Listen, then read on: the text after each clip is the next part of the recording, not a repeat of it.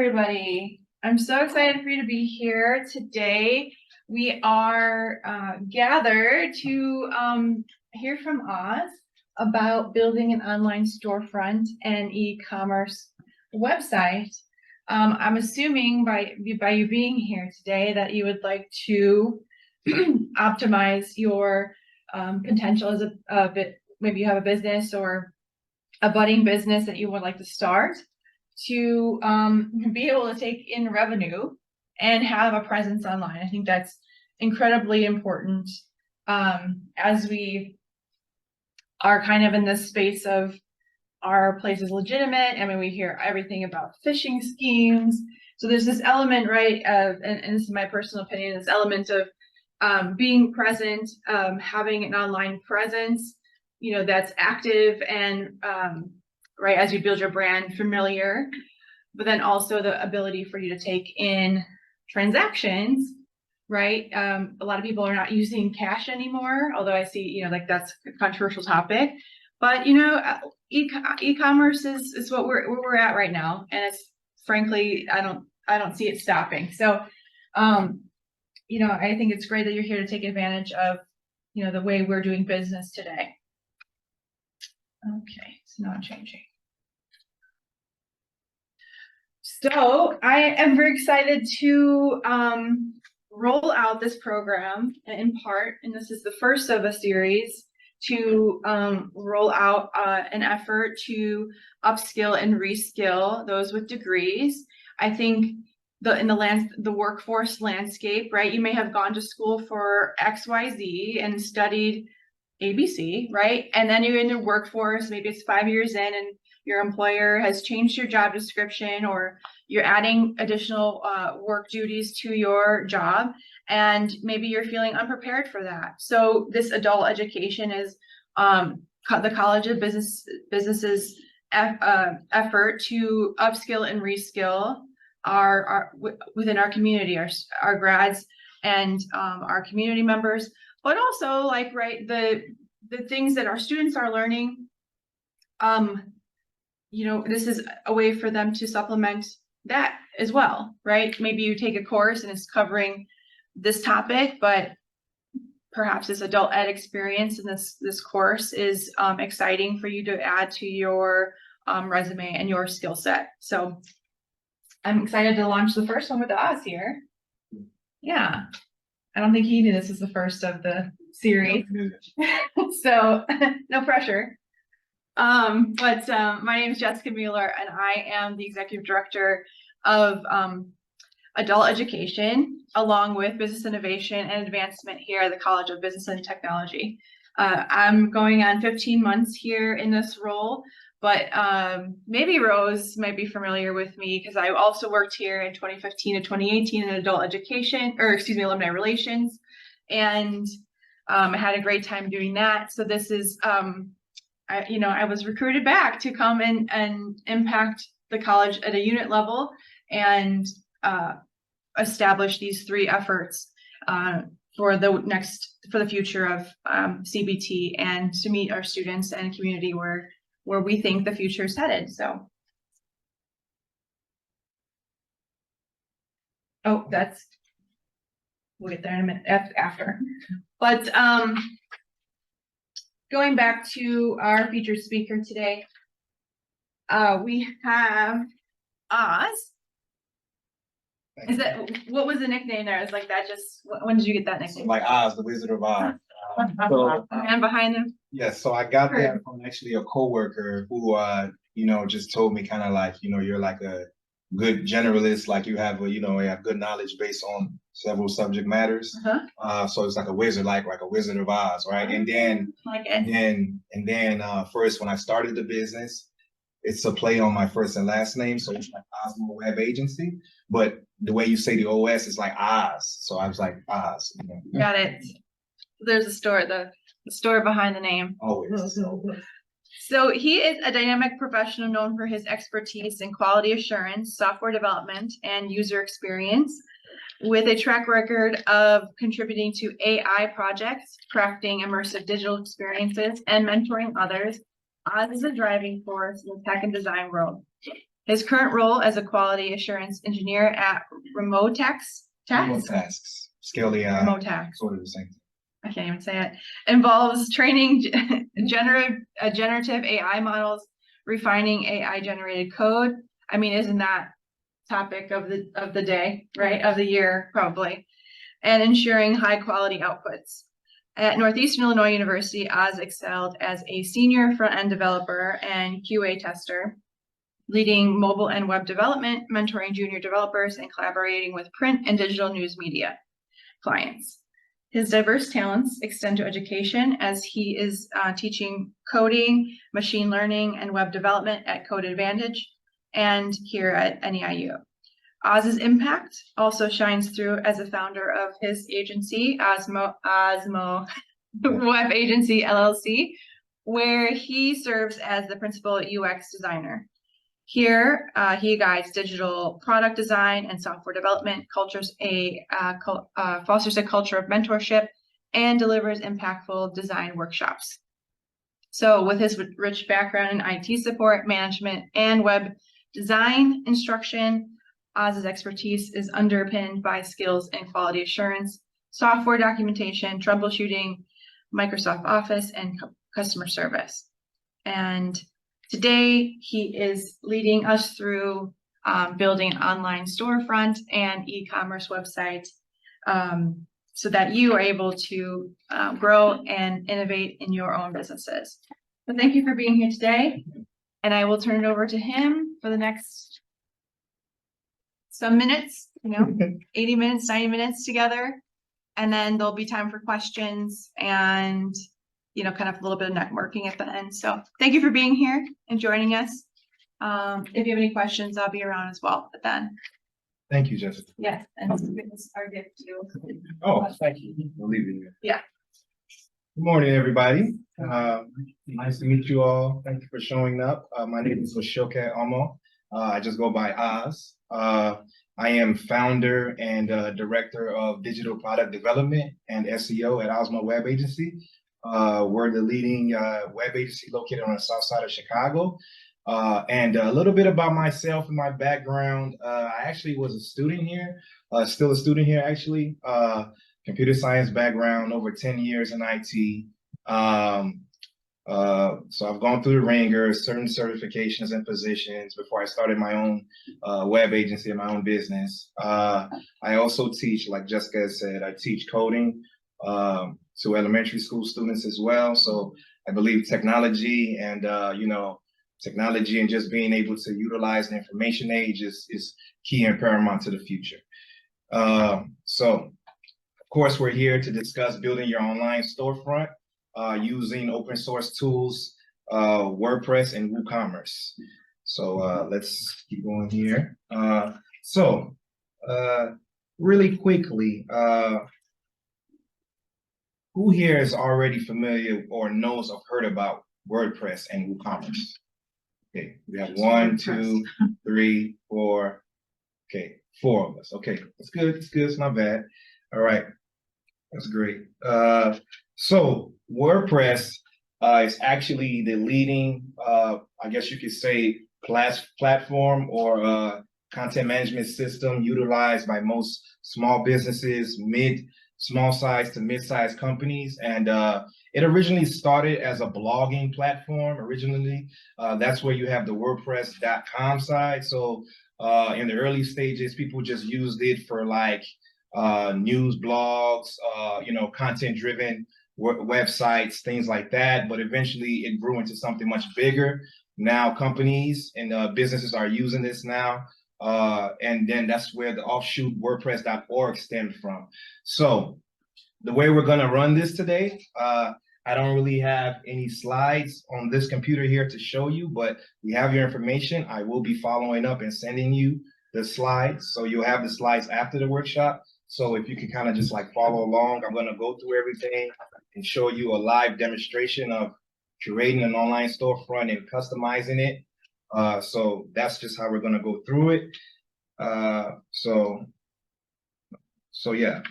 I also wanted to add, sorry to interrupt, but we're recording today so that we can send it out to you. So in case you miss anything along the way, you can reference back to it. Yeah. Oh, yeah. So you'll get the recording as well as the correct slides for you to reference and go back so you would know. The thing about WooCommerce, though, is you either need a WordPress.org account that's been, an instance installation, or you need a WordPress.com, paid subscription. So I'm assuming the four of you that do know what WordPress is, did you guys come with a paid account or a WordPress.org account already? Hosting a Bluehost. You're hosting with Bluehost. Got you. HostGator. Okay. Anybody else? Okay. All right. So I'm just gonna go for people who are like a little bit before you that don't already know these things, just to get them caught up, and then we'll go from there. All right.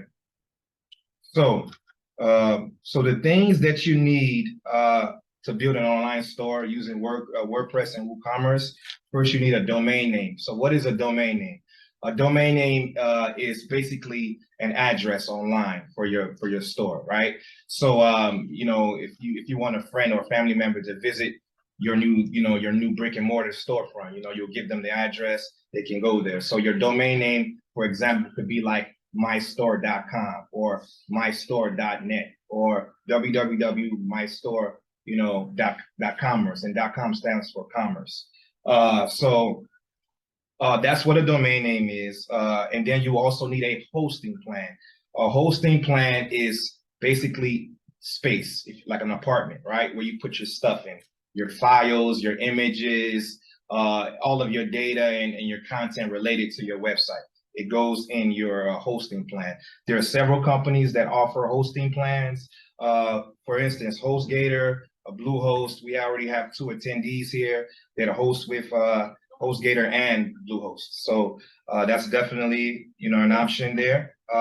Also, you would need either a free WordPress.org installation or a paid WordPress.com account. I recommend you go with the WordPress.org route, because that way you can save your funds and allocate those towards more productive things like your domain name, your hosting plan and SEO. These are things you're probably going to need anyway. Well, you definitely need an SSL certificate. You need a hosting plan and a domain name. What is an SSL certificate? An SSL certificate stands for Secure Socket Layer. This is a certificate or the encryption that encrypts your website, keeps it more secure, against threats online, malicious people who want to come in, hijack your website, maybe inject some malicious code, anything like that to kind of like steal your customers' information. So we definitely want to always include an SSL certificate with our website as well.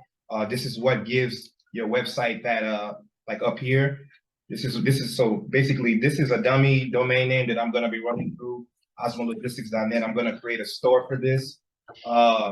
This is the secure, the certificate that lets your visitors know, hey, this website is secure. You can put your private information here and trust that you can run transactions. Your credit card information is secure. So if you're having a storefront, you definitely want to have an SSL certificate. It's well recommended. And also you need a merchant account. How are you going to accept the money, right? Where is the funds going to go? You're going to need something called a merchant account. Examples of merchant account include PayPal, Venmo, and Square. How many of you, obviously everybody knows about Square, PayPal, and Venmo, right? Okay, so these can be easily integrated to your WordPress, website, and I'll show you how to do that on the back end. Okay, everybody can see this nicely, right? Okay, so I'm just gonna kind of like walk you through a few steps to set up your store, right? So I'm gonna log out of here so you guys can kind of see how this looks, the process of how to even get to this screen, right? So the generic or default URL to get into your store once you've installed WordPress, that looks differently based on whatever host you pick, right? So if you pick Bluehost, if you pick HostGator, they can have you go through a different process. Or there's a more technical route if you have a development background, but I'm assuming everybody here does not have a development background. So what I would recommend to the average store owner or business owner is you find a hosting account that's easily, lets you deploy an instance of WordPress. So Bluehost is great, HostGator is great, but they use something called the cPanel, right? So you might need to watch a YouTube video on what a cPanel is, or how to kind of get in there to even install the WordPress. But once you've installed the WordPress and you have your domain name set up, you would get somewhere like this. This domain name is osmologistics.net. Wait a minute, it should be logged out. So as you can see here, this domain name is actually osmologistics.net. So that's the domain name here. So the default URL to access your dashboard once you've installed WordPress on your domain and your hosting plan is a /wp-admin. So this is the generic default URL. Some people like to change it. Actually, sorry about that. Just an A. So some people like to change it. Some people think it makes it more secure if people aren't able to access the login panel of your website. It's just up at your discretion. Sometimes I change it, sometimes I leave it as the default. It's just pretty much up to you. What does matter though is your two-factor authentication and things like that, which I'll go through in a second. So here, if you go the route that I recommended using a hosting platform, you would have already have included the username and the password. This is what you need to log into your WordPress administrative dashboard. So once you know your URL to log in, you have your username, you have your password, you're all set to start. So we're going to put in our username and our password. You can just kind of like follow along. Whoever has a WordPress, installation and credentials already, this is where we'll keep going from there. So I'm going to put in my password. Okay. So I have my username and my password, and I'm clicking login. So it brings me to the dashboard. So here is your WordPress dashboard. Here you can see everything going on with your website. If you have certain plugins and widgets, you'll see everything here. It'll let you know the status, what's going on. I already had a few plugins installed already, which, by the way, plugins are the bread and butter of WordPress. This is why I recommend WordPress to all of our clients, and we specialize in WordPress because of the vast open source developer community that supports the plugin store. So this is why everybody uses WordPress, and they use, for the most part, if you have a business, you want to go to WordPress.org route versus the WordPress.com again. To access the plugin store with the WordPress.com route, you would need to probably use one of their more paid plans. I don't believe the free plan allows for WooCommerce. You have to have the paid plan or the business plan to get WooCommerce if you go the WordPress.com route. Does anybody have any questions about WordPress.org versus WordPress.com at this moment? Okay, we don't have any questions about the difference. We understand that WordPress.org is probably the route you should take if you want to have a more robust website where you can easily scale and add things and not have limitations on your transactions. Okay, so we have that. So here is the plugin store, right? I have a few plugins here for security.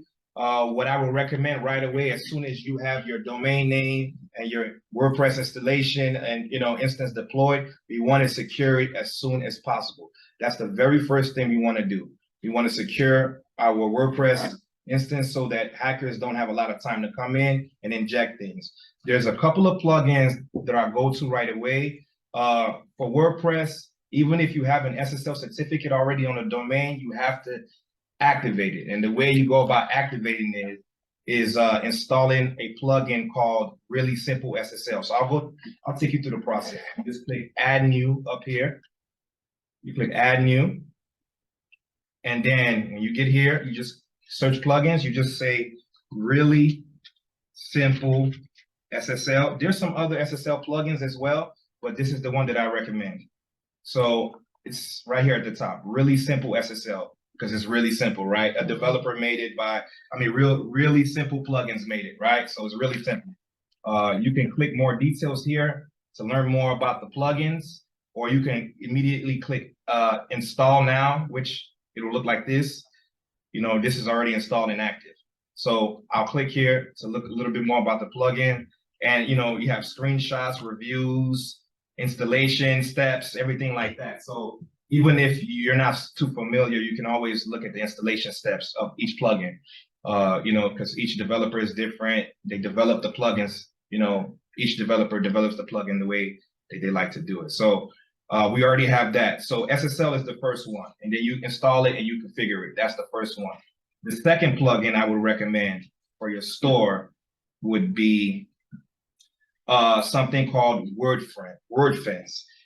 This is developed by, I believe, WordPress themselves.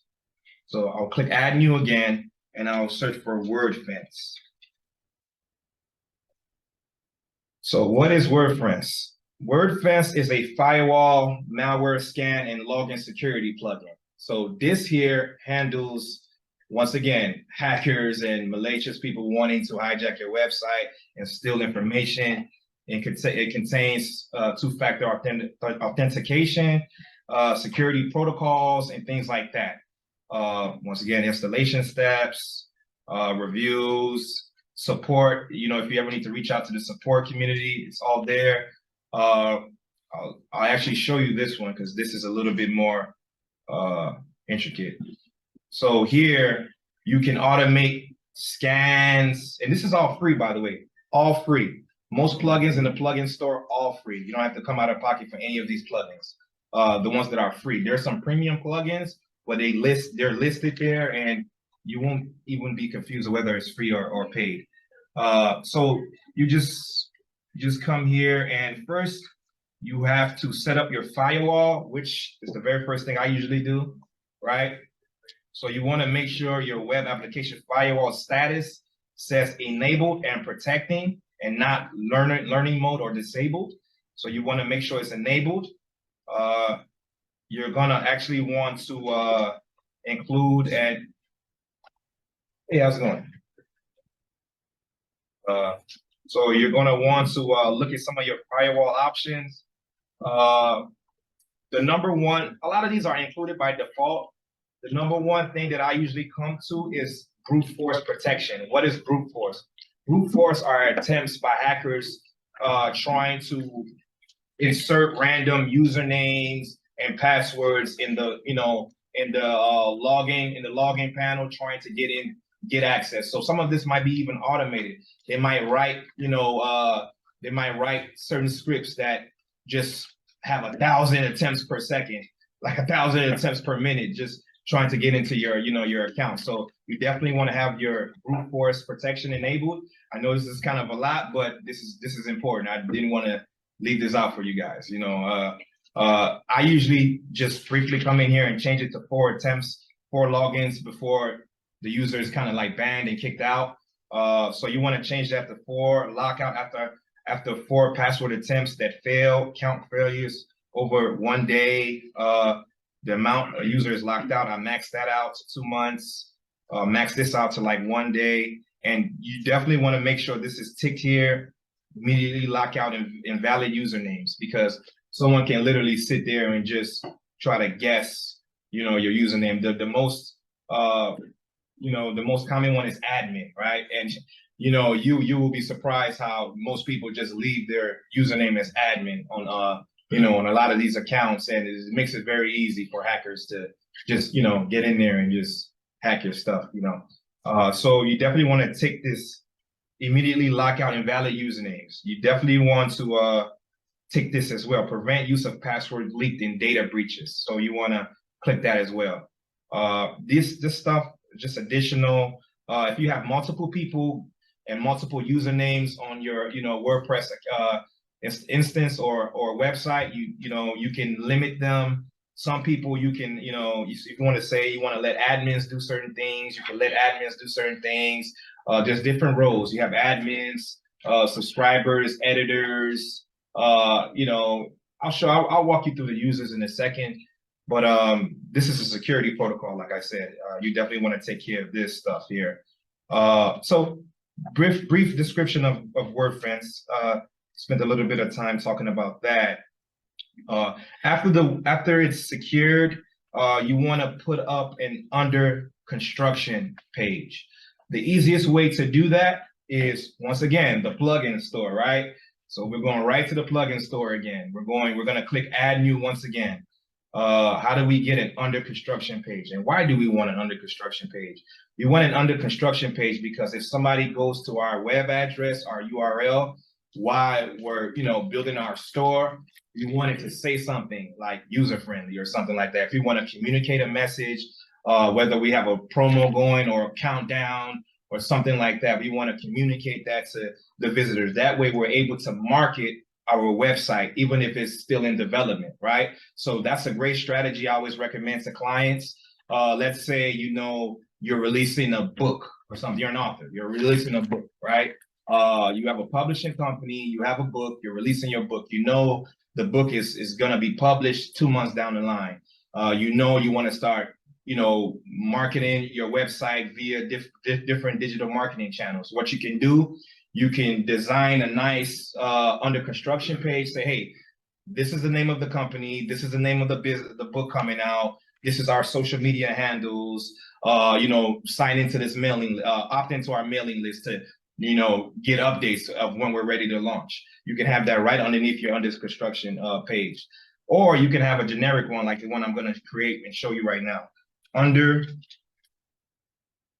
construction, I would just search that. So whenever you have anything you're trying to do, first thing, you just search the plugin library, right? So under construction. This is the one that I like to use, is by Web Factory Ltd. It has over 600,000 active installations. It's supported and updated. You can see when it was updated. You can see if it's compatible with your version of WordPress. It tells you everything right here. So this is the one here. I'll go to it. Plugins under construction. This is the settings. You just click settings, and you can design it. You can add the content, access, support, things like that. You can toggle it on and off. You can either design it or just pick one of the templates here. I believe we're gonna just change it to this one. We're gonna activate Mad Designer. They call this one Mad Designer. So it's activated. Now, if we want to preview it, we just click preview. This is how it would look if somebody comes to the website as we're developing it. They say mystore.com, or we'll just say it's a book. OzThePublisher.net, right? Or .com for commerce. OzThePublisher.com. It will come here. Say, hey, thank you for visiting us. The website is currently under construction. We'll be launching soon. If you'd like to reserve your book now, if you'd like to join the list to reserve the book, put in your information here to opt in, that sort of thing, right? You can put anything you want underneath an under construction in an under construction page, or you can just leave it saying, hey, we'll be back shortly, we're developing, whatever. So that's what that is. That's an under construction page. We've activated it. The next thing you will need is a theme. So, right. So we want to get our themes right. So how do you work with themes in WordPress? Right here to your left in your dashboard panel, I'll take you back to the front. So this is your dashboard, or just the whole, back end altogether. On the left are your menu items. You want to go underneath appearance. Underneath appearance, you will locate and see themes. You click themes, and it takes you to the themes section here. I have a more premium theme running at this time called Divi, but there's multiple themes you can access here. If you want to search or add a new one, you just click add new. And what do we want? We want a store, right? Because we're creating a storefront. So you can just you can just search WooCommerce theme, one that's specifically made for WooCommerce. All right, or storefront. So e-store WooCommerce or store WooCommerce. We'll just look at one that looks nice for us. So nice, something that looks like it fits your industry or the products or whatever you're trying to do, right? We'll just pick one here just for saving purposes of time. Okay. You can actually see the details and preview it when you just click there. To show you some stuff here. These are all free, by the way. We haven't spent any money outside of our domain name, hosting plan, and SSL certificate at this moment. This looks pretty cool. So I'll go ahead and install this one. So I'll just click install. It's installing. So now your theme is installing. What is a theme in WordPress? A theme is basically the layouts, the architecture, basically what's gonna be on the website when they go to it. If you can customize it to your liking, or you can just kind of have it out of the box, right? This one looks rather decent out of the box. So we went ahead and installed it. We'll click activate. You have to activate it first. You install it, then you activate it, because you can have multiple themes installed, but only one can be activated at a time. And that's the one your visitors are going to see and the one your website is displaying. So we've just installed our WooCommerce theme, but we haven't installed the WooCommerce functionality or plugin yet, just the theme. So we can click customize. When we click customize, where does it take us? It takes us to the theme customization screen, right? So here we can customize our theme. Okay, so this is just letting us know under construction is enabled. We knew that already. Let's change the name of this, right? Let's just say My Store, right? My Store. That's the site title. You definitely want to make sure your site title is basically the name of your business, right? You want it to be the name of your business. This is for SEO reasons. What's SEO? Search engine optimization, right? This is how search engines are able to index your website, and it to show up if they search anything similar to your brand, business, industry, product offering, that nature. SEO is something more like the automated marketing of your website, right? You can consider it automated marketing, so that you're not having to push your links yourself via any of your digital marketing channels, whether that's email marketing, text marketing, social media marketing, whatever you use to market your brand. So we want to make sure it's the name of the business. The tagline, we definitely want it to be something related to your business offering. We can say my tagline is products and goods related to transportation, right? Okay, logo maximum width. We can leave that as is for now. So, yep, we want that. So site icon. What is a site icon? This is actually usually called a fave icon. So what is a site icon, right? Have you all ever, yeah, it shows it right here. Actually, very good visualization. Have you all ever been to a website where, let's say, okay, Facebook.com. I'm sure everybody knows what Facebook.com is. Facebook, everybody knows that. Let's say you don't want to install the app. Maybe you don't like installing apps. You have 1 million apps on your phone. Your phone is all filled up, right? What's a workaround for that? Well, you can actually save that page to your phone home screen. How do you do that? You usually just if you have an Android or if you have an iPhone, it's different procedure. But you basically just save a shortcut to the actual web page to your phone, right? And when you do that, it's going to show an image, an icon. This is the site icon, or AKA fave icon. So you want to get a nice fave icon design. If it's Facebook, everybody knows it's the the F, the blue background with the white F. So you definitely want to have a nice fave icon designed for you and located here, as well as other places on your you can put it in here or other places in your WordPress dashboard. But the way it shows up is right here. It'll show up right here. Like, you have several ones here. This is our website here. This is our fave icon. They know when they see this insignia or this, they know when they see this here. Where is it? So they know when they see this here, it's Osmo, right? It's Osmo Web Agency. It's right here, right? So we kind of just took it and made it a fave icon. So that's an example of what a fave icon is. I recommend it because it creates brand consistency and kind of like promotes like engagement with your brand, like, and it's just kind of like brand loyalty, right? Like Apple, you want to see the Apple, you want to see the Apple, right? You like, it lets you know, it communicates it. So this is kind of outside of the realm of what we're doing, but it's more a marketing type of thing. So that's that. Okay, so we have that logo. You want to put your logo here. If you have a logo, you can put your logo here. It'll show up. You can customize your right sidebar. You can have products there. You can hide the controls to get a better look and feel of your website, right? So we'll just click publish, right? We'll just click publish for now.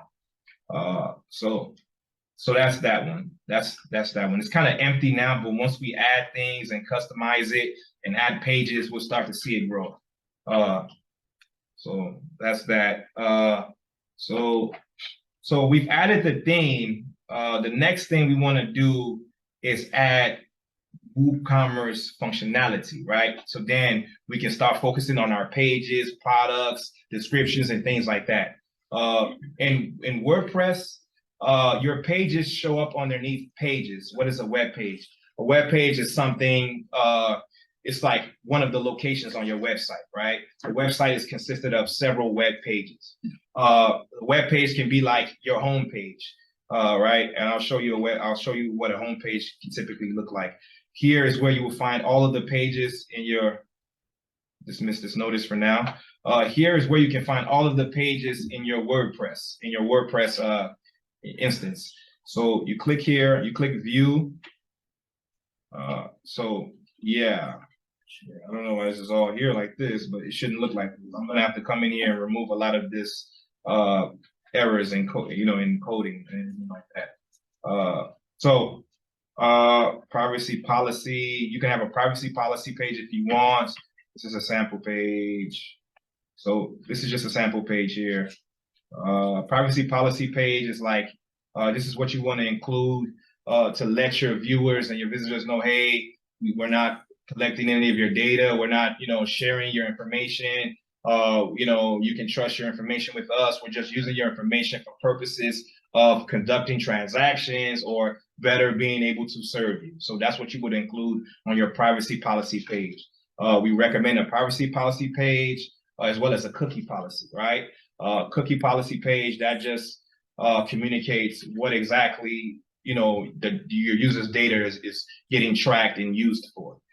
So you definitely want to communicate that. And then in several states and countries, it's actually a legal mandate that you have a cookie policy page so that your visitors know what's going on. So that's where your pages will go. I'm gonna go ahead and install WooCommerce so we can get started. So again, how do we install a plugin? You can just go to plugins, add new. We can also upload some, but for purposes of this demonstration, we would go to add a new one. So we would just say WooCommerce. Okay. So here it is right here, 5+ million active installations, last updated 20 hours ago. It's compatible with our version of WordPress. There's other WooCommerce plugins, but you want to get the one that says just WooCommerce. So you click install now. So WooCommerce is being installed.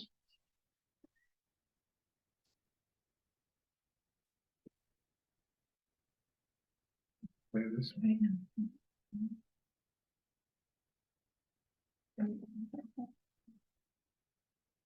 So, okay, WooCommerce has been installed. Now we want to click activate. Okay.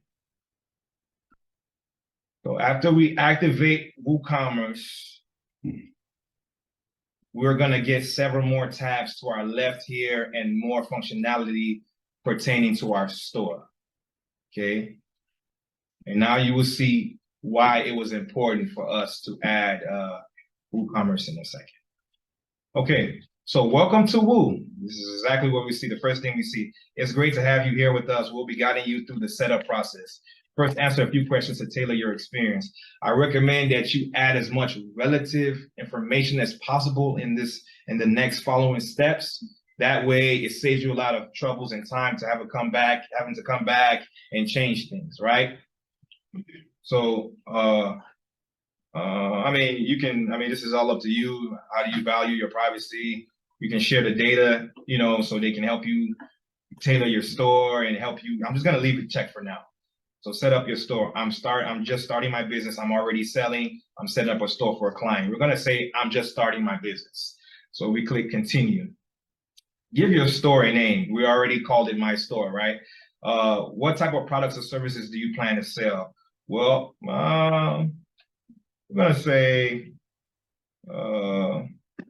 random product, accessories and products and stuff like that. So we'll say that. Where is your store located? So this is important, right? Because you might have certain tax things pertaining to the state or country you're in, or, shipping and handling stuff. I know once again, this is more of a business thing, but you definitely want to put the correct place you stay. We're going to leave it as Illinois, and we're going to click continue. All right. So get a boost with our free features. Okay, so you already know what you're trying to do, what exactly what you're trying to sell. So with that in mind, you look at these options. We know we want Woo payments because, this is how we're going to get paid, accept payments and manage payment activity, right, for our store. So we want Woo payments. These are like offshoot installations in addition to your WooCommerce. So you want to be able to do payments. I don't know why WooCommerce doesn't just have all of this stuff already just in there in the one WooCommerce plugin. I guess it might be too big or something. So they have other ones that are like sister installations. So you might want printing and shipping labels with WooCommerce shipping. We'll leave that there. We don't want Pinterest. Okay, we might want to drive sales with Google listing and ads. So we'll leave that. Okay, we can have automated tax rates with WooCommerce tax. We can leave that as well. Mail Poet, we won't be doing that. That's maybe if you want newsletters and emails and things like that. You don't have to use Mail Poet. You can use other things just for analytics, for marketing, for ads, everything. All of this can be different, but what needs to be installed are everything that says Woo, right? Woo, like Woo payments, Woo shipping, Woo tax. You want to have everything that says Woo included because those already communicate with each other. Those are like proprietary, tools and software for WordPress and Woo in general. So we want to uncheck that. We don't want that. We don't want anything too extra. But we know Google listing and ads that will help with SEO. Google is the #1 search engine. So anything that says, anything that's Google already compatible is great. So we want Google, right? So we want to click continue. Okay. So it's installing now. It's configuring it up. Just give it a couple of seconds.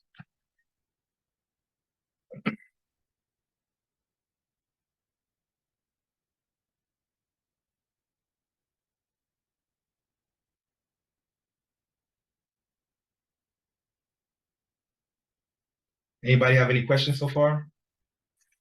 Questions? Okay.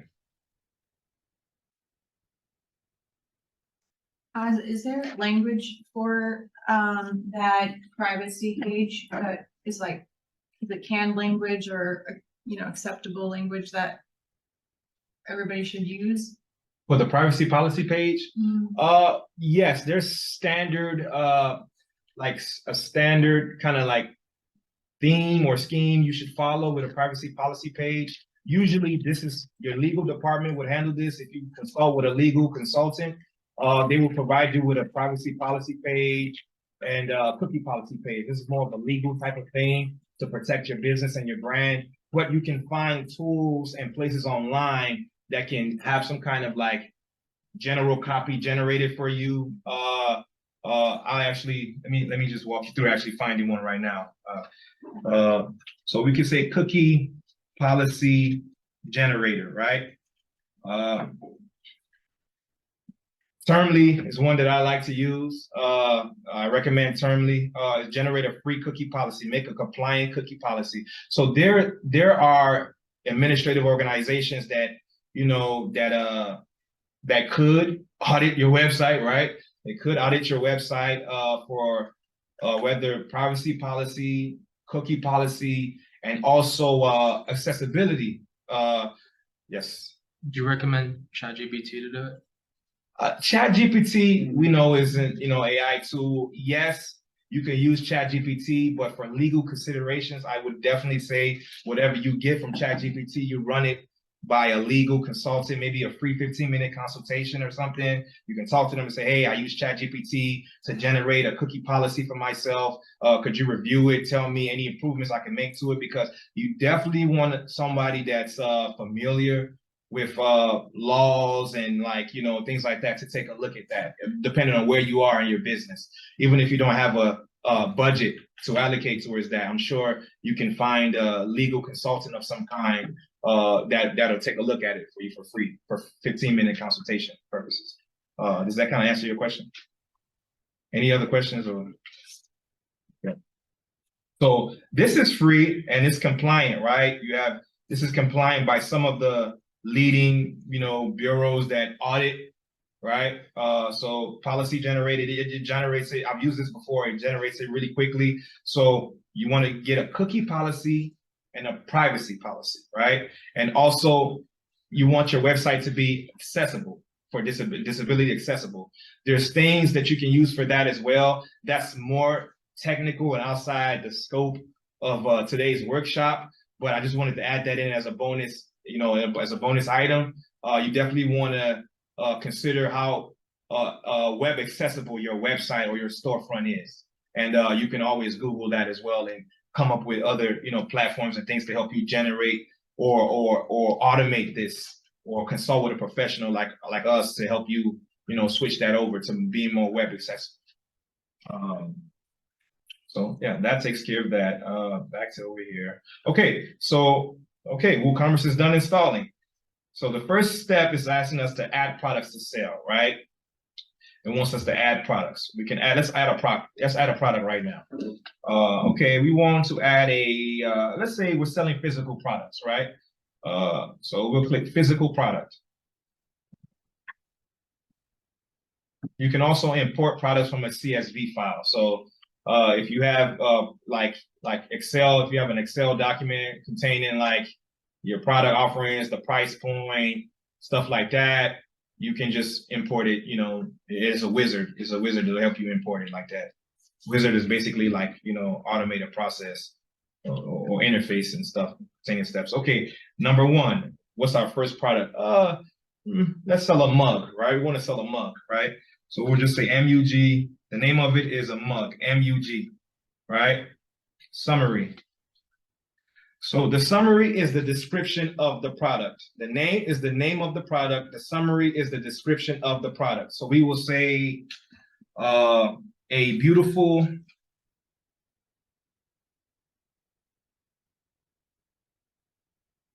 mug to display your business logo. Okay. Listing price, listed price.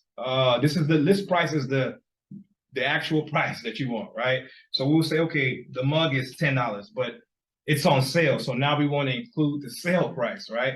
So the sale price we'll say is actually $5.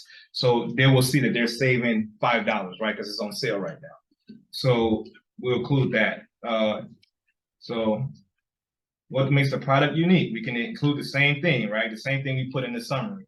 You can say like a mug to display your business logo. Okay. Now, what I would recommend for SEO purposes, once again, we want to make sure that this description is as detailed as possible and contains industry related descriptions, keywords, things like that. Whatever that you know is industry specific for your business. Like for us, for our business, this is a logistics business. So we're just a mug, right? They want to be able to buy. We want them to be able to buy a mug. We can say, have people, see your business logo and communicate, brand strength by showing your logo and things like that. I don't know what industry you all are in, but whatever industry you're in, you can always use like my guy over here said, ChatGPT to come up with industry standard description for your product. There's a lot of tools and places you can go for industry standard names, descriptions, and keywords. Right? So we'll save it as that. You can change the color, the size. You can click advanced, HTML anchor. Don't worry about that right now. Additional CSS considerations. Don't worry about that right now. This is more of a more technical thing. CSS stands for cascading style sheets. And, it's mostly a developer type of thing. So we'll just leave that for now. Okay. Medium, yeah. Say medium is pretty good. Make sure it's visible. So we say done. Now, actually, what happened here? Okay.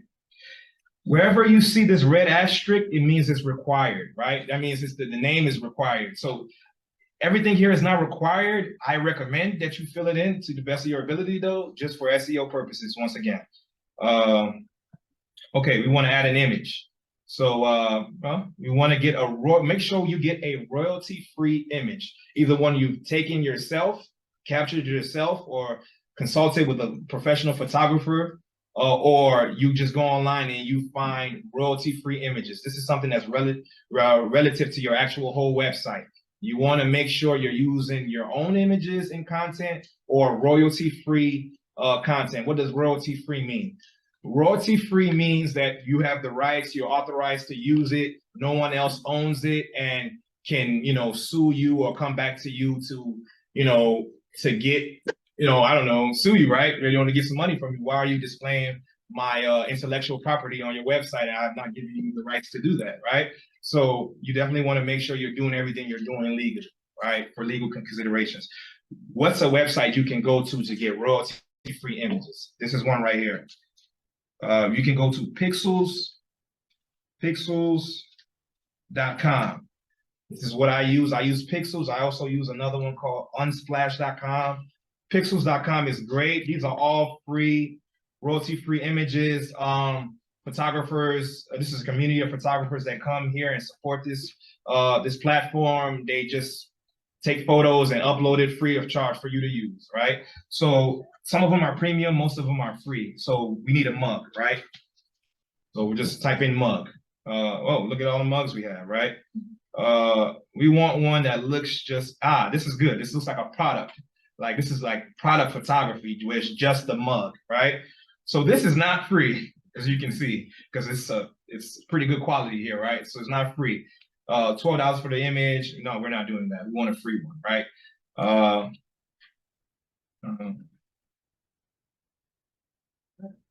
This one here. So this is a free download. Of course, the mug isn't going to look like this. It's going to contain the business logo here, right? Well, we can just say, let's get it. Let's download it here.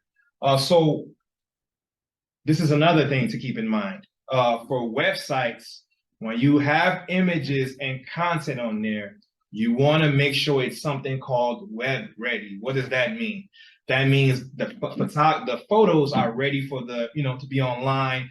You want to size them appropriately so they don't slow down your website like speed. You want to make sure it's relative to what you're using it for. So for what we're doing now, we just need an image for the actual product. So if we can take a small image, this will work just fine, right? We want it small. These are the dimensions, 640 by 853, right? So that's the length and the width. So we want that. And then if we want to customize it, this is obviously relative to pixels.com. You can just put that there. But we want small. So we're going to download the selected size. So it's being downloaded now. This is the name of the image, pixels dash, and then the name of the photographer. What I recommend is if you know how to do this, it's great. Change the name of the image, right? Change it to the name of the image. You can say mug offered by my business. So you want to change the name of the image. This is also, once again, for SEO purposes. We want to do everything we can to make sure our website gets anchored in the search engines before you even consult with a search engine optimization specialist or another consultant or a web developer of any sort. So you want to make sure you have the name configured appropriately. So we have our image. So we're going to come to images. We're going to click choose images. So this takes you to the media library located within your website already. So this is part of your contents, why you need the hosting plan, why you need the database, why you need all these different things, right? That's why I recommended previously you go the route that I recommended. So now we don't have anything here. We want to upload it, right? So we click upload files because our mug is not here. We want to upload it. So here, the maximum upload file size is 128 megabytes. So we made it small. It's not going to be that much. It's going to be great. It's going to work just fine. So obviously downloads. Okay, so here it is here. Actually, let's see if we can rename it right here. Right click there, rename. We're going to say 128 kilobytes. No. 128 megabytes is really large. Yeah, that's the files. The file, that's the capacity. That's the maximum. Oh, that's your... So that's the maximum. So it says it right here, 128 megabytes. So that's the maximum you can upload, right? It's just letting you know how much it'll let you do. There's plenty of ways to increase this, but you're gonna have to be a little bit more technically savvy. So that's kind of like outside the scope of what we're gonna do today. But you can always, if you have, which one did you have, HostGator or Blue? HostGator. So in HostGater, you just go to yeah. PHP settings and things like that, and being able to include, increase the file size like that. So we're gonna say, mug by Osmo, right? Mug by Osmo. So we just renamed it. So it's now renamed. It's now renamed, right? If someone is searching Google or anywhere, they're looking for a mug, we can potentially come up in the listings, but if they say mug by Osmo, this will definitely come up, right? It'll definitely come up. It'll be in the images, and it'll also be in the website links, and it'll be a great backlink to your website. Backlink is just anything and anywhere you're able to create a listing so that traffic comes to your website or your URL, your domain name. So, okay, open. It uploads. So it's very important that we pay a lot of attention to the right panel over here. So it tells us attachment details. It's mug.by osmo.jpg. It's uploaded this date. This is the file size. These are the dimensions. Alt text. This is another SEO consideration. Alternative text. Alt text is great for people who maybe they can't see it. They can't see the image. It's great for accessibility as well. If they hover over it, you want to be able to, maybe the browser they're using or whatever is going on with the computer is not displaying this image. If they can hover over it, it'll show mug by Osmo, which is what we're going to put as the alt text. We're going to say mug by Osmo. Title is mug by Osmo. You can include a caption. It's not required. Description, you can put the same thing in the description, unless you want to put something else, right? So there it is. And also, if you ever need to get the URL to this image for any reason, you can always get it from your media library. So you just click select, and we're all good to go. The image has been added, right? So now, so the next thing we want to do, we want to click preview, right? If you wanted to save it, you could have saved it as a draft, but we want to click preview, right?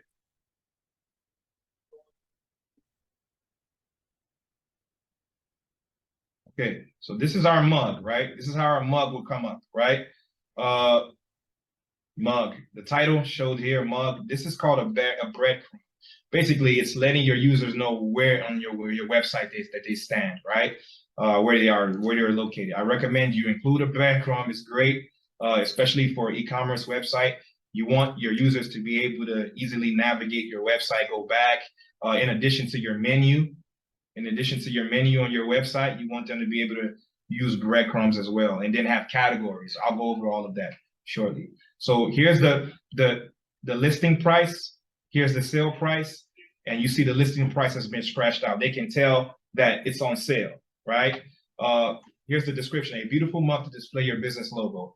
Here's the quantity that they can order. They can click add to cart. It's added. Category uncategorized. We did not categorize it. We'll, once before we go to our next product, we will categorize it. It looks just like this. Users can, scroll like this. They can click that enlarging button. It enlarges. They can play with it. They add to cart. They can read the description. They can see reviews if you have a review. Also, you can enable something called similar products. And it'll show on the bottom here. And basically, if they come to the mug and a similar product is like, I don't know, like a pen or a notepad or something like that. If we were selling office supplies, right?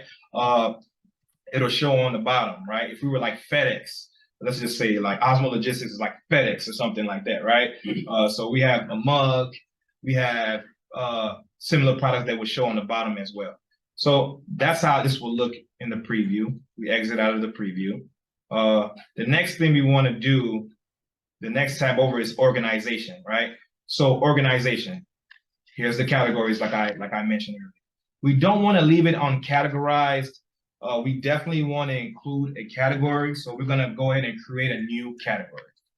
So we're going to call this category office supplies. If you have a parent company, a parent category, it's fine. It's optional. We're going to leave it as optional for now. We're just going to click save, right?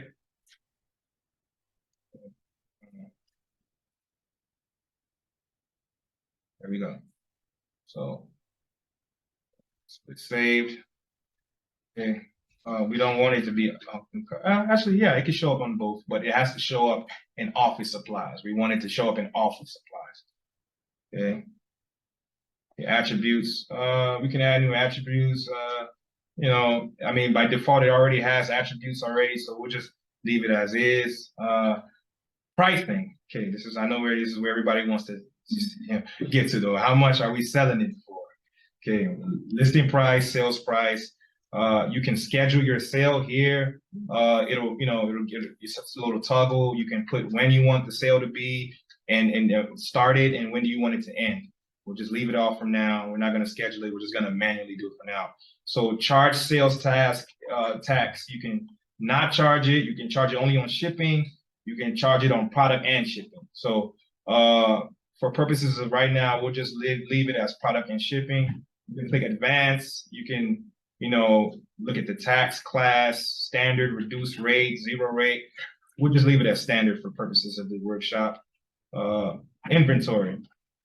With any store, you have inventory, right? This is all of your products, offerings, and everything like that you have. You can monitor your inventory, communicate your inventory to your customers as well, and I'll show you how to do that. So, everybody knows the SKU, stock keeping unit. If you've ever worked retail, you know what SKU is, basically a way to track products. So you can toggle this on. I recommend you toggle this on to track stock quantity for this product, right? So this is a way to communicate to your visitors or your customers how many you have in inventory or in stock before they even place their order, right? So we want to say, we'll say, okay, we have, 7 in stock, advanced. So when out of stock, we can either say we want to allow purchasing for like back orders, or allow purchases but notify the customer, or don't allow purchases at all. We're going to say allow purchases but notify customers, right? Email me when stock reaches. So if you want to get an automated message from your storefront letting you know when your inventory is running low. And by the way, WooCommerce does have an app, a mobile app. If you want to download the mobile app, this is another way for you to keep track of your store as well. You might want to download the WooCommerce mobile app. Just after you create your WooCommerce login account, you're able to access that as well. And then also WordPress has an app as well. So we're gonna say email me when the stock reaches 3, right? Give yourself enough time. Limit purchases to 1 item per order. We're not gonna. Well, yeah, let's do that. This is in-demand item, right? We want to limit it so more people can have it, right? So it's in demand. So then we want to, after inventory, we want to go to shipping. Right now we don't have a shipping class. We'll just leave it as is. Yeah. If you know more about this kind of stuff, like the dimensions, the height, you can always, add that stuff in there. It's not really, some people just leave it as is. But if you're in a heavy regulated industry, you probably have to put that, right? So that's just relative to your industry and your product offering. So we're all done. We'll just click add. So at this point, we have successfully added our first product, right? So our WooCommerce store. Product added, view in store. Let's see how our product looks in store. Okay, here it is again, right? Here it is again. If they wanted to add it to cart, they will just click this button, add to cart. It should show up right here. There we go, boom. We have an item in our cart, right? It's the mug. So there's other things you can do to increase the user experience and the way the website looks, right? And there's things you can do. Most websites, what I like to do is when an item is added to the cart, I include some additional functionality in the storefront where it kind of like pops out from the side, right? There should be something that pops out here that says, you've added it, and you can view it or you can check out right away instead of them having to come up here and then hover over this. It's just better for user experience purposes. So they can view their cart at this moment, right? They come here, view their cart, see all the products in the cart, or, and then they can also apply coupons. I'll show you how to apply, have coupons and communicate that to your customers so they can get further sales if needed, if you have any promos.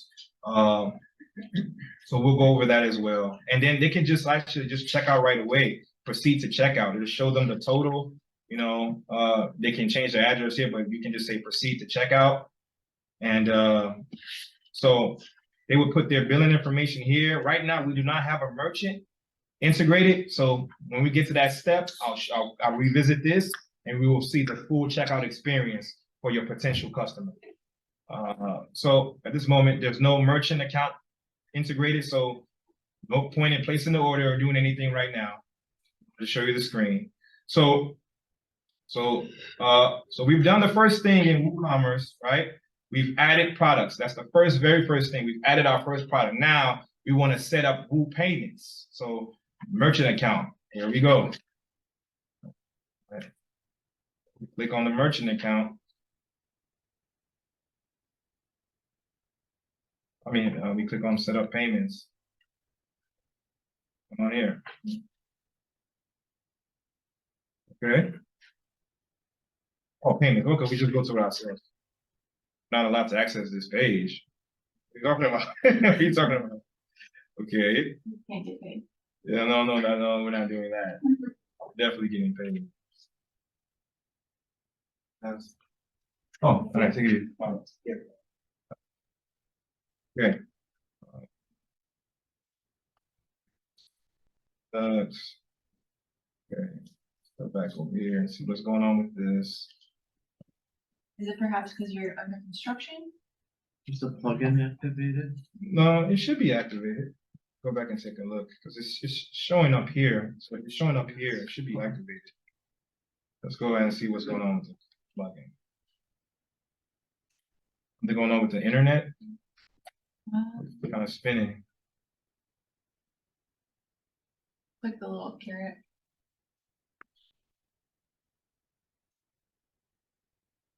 Okay, so must be something with our security. So for purposes, I'm just gonna go ahead and disable our security for right now, just for purposes of this workshop. But you definitely want to have your security taken care of before you do any of this.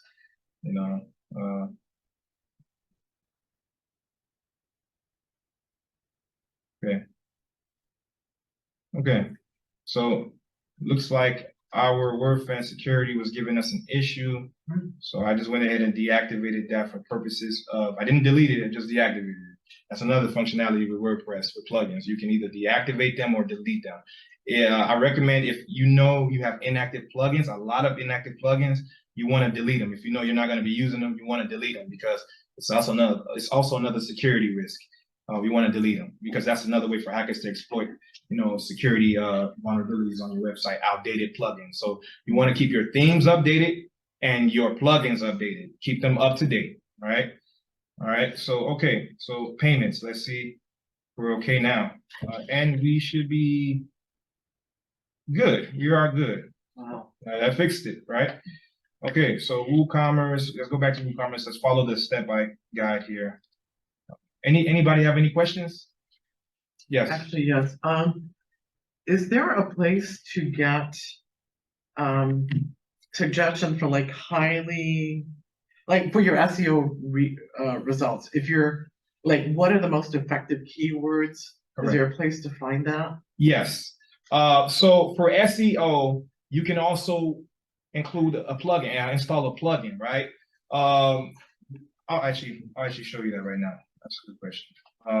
But I usually handle SEO kind of like after, right? Like after we set it up, I was going to go into the SEO. So it's just you can include a plugin called Yoast SEO. You install that, and you can edit everything like that and go. But where do you find the actual keywords that are industry specific? You can use a tool. You can use a software called SEMrush. That's more premium. But the free way you would go about it, or I would go about it, you can use AI tools for this. You can use something like ChatGPT. That's industry standard AI tool now. You can say, what are some SEO keywords related to a mug in for office supplies or something like that, and it'll show all of them. And then you as someone who's a business owner can then take those keywords and plug it into your SEO plugin underneath where you should include the keywords, right? Does that answer your question? Yes, thank you. You're welcome. You're welcome. And then once again, if you ever need, as long as you know what you're trying to do, you're able to find something online to help you, get there. So if okay, I want to increase SEO. First, you have to learn how to increase SEO as a business owner. Keywords. Where do I get keywords related to my industry and product? Get your keywords. How do I include these keywords in my storefront? WordPress plugins, SEO plugin, right? Mm-hmm. Anything that you want to do to increase and scale your storefront, your first go-to is plugins, right? The plugin store. That's why we want the WordPress.org, because we have the plugin. We have the plugins, right? It's a little cheat code. All right. So let's set up payments. Set up Woo payments. Go here manually. Okay. So let's do it. So let's set up payments. So we know that it'll bring you here. So I've created a username already and an email associated with it. So once you get here, you make sure it's the correct one and you want to link it. You just click approve. By the time you get here, you've already created a username and password and everything like that. It's just saying, do you want to approve the connection? Basically is what it's asking you. So connecting Woo payments to your store.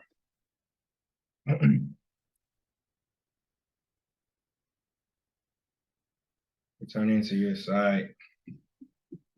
That was a good question, by the way. Any other questions like that? Overall, anything that stands out at this moment? Okay. All right. All right. We'll email you important updates. All right. Just use that for now. My mobile number. Okay. All right. Okay. So verify my account. Okay. They're gonna send you a thing, right? Huh? They're gonna probably send you a code. Yeah. So sending me a 2-factor authentication. I mean, it works. It's good. I mean, this is all for security, right? You don't want just unauthorized people using your stuff or hacking your stuff, right? Security is important. Cybersecurity is big. 04223. Okay. Okay. Type of business, company, business structure.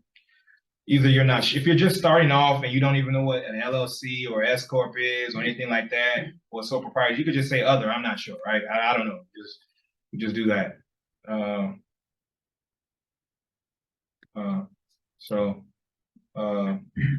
So legal business name. That should be optional. What could you say? 1, 2. This is usually optional, right? This is not required, I don't think. Doing business as. Okay. All right. This is 1, 2, 1, 2, 3, 1, 2, 1, 2, 1, 2. Takes care of that. Registered business doesn't matter. Business, business website. Okay, this is something related to WooCommerce, by the way. This is not something you're always gonna have to do, right? This is something WooCommerce is doing, right? You can also have other payment gateways and stuff like that. How do you integrate, with your WooCommerce store? This is powered by Stripe, but let's see. If you don't want to do all this, you don't have to. You can just include a plugin, WooCommerce plugin from the plugin store. If this is too much, I don't want you to think that you have to do this, all these steps.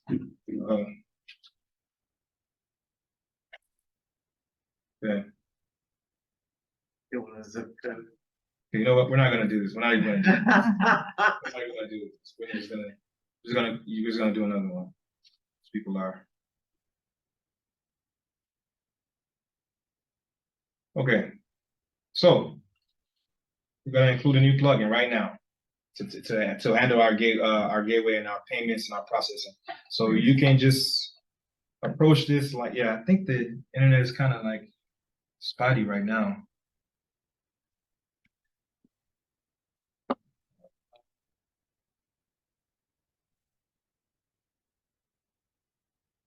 That'd be good. Mine's showing okay. Yeah. Everybody's okay?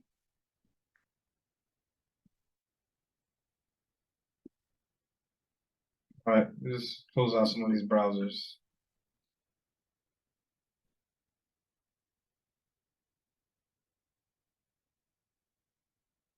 Okay. All right. We want to add a new plugin, right? Just like everything else we did. We want to say WooCommerce payments.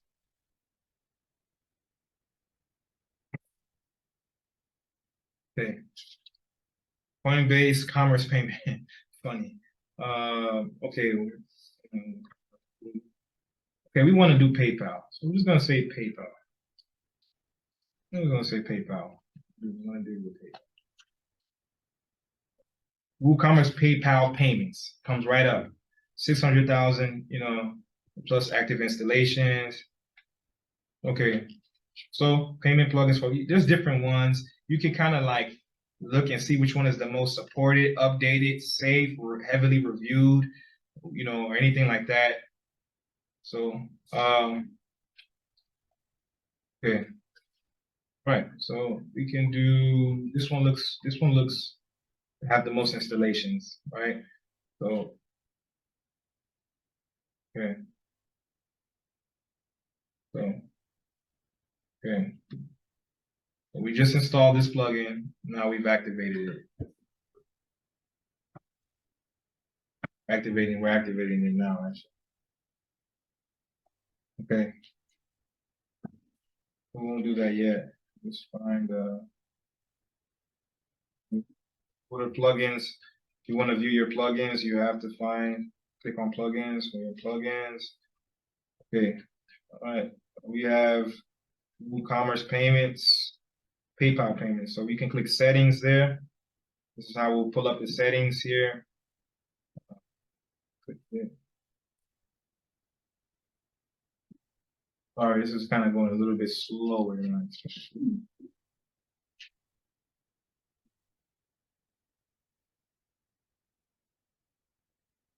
You put a little carrot down Carrot? there. Little carrot below The carrot? to the far left, or not far left, but by the left of the icon on the right.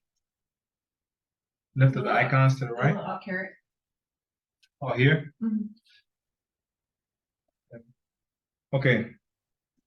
Okay, enabled PayPal payments. Yes, Venmo, Pay Later. Yeah.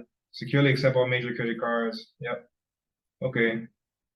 All right. This is some options here. We're just gonna say advanced card. We're gonna leave it standard card processing. We're gonna leave it as standard card processing. And this is how it would look. Something similar to this. All right.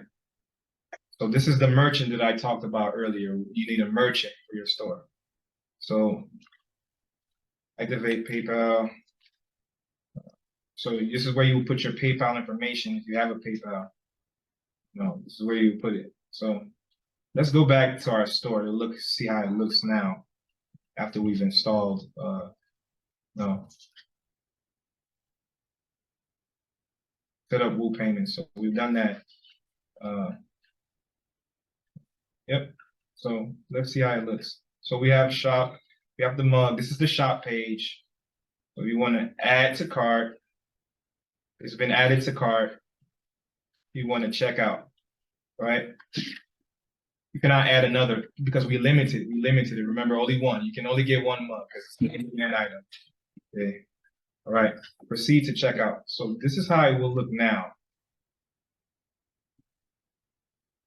Right? And okay, this should not be coming up. Sorry, it seems that there are no available payment methods. So actually activate PayPal. Okay, so we have to actually put a PayPal account information. Okay, no worries. I have one right here.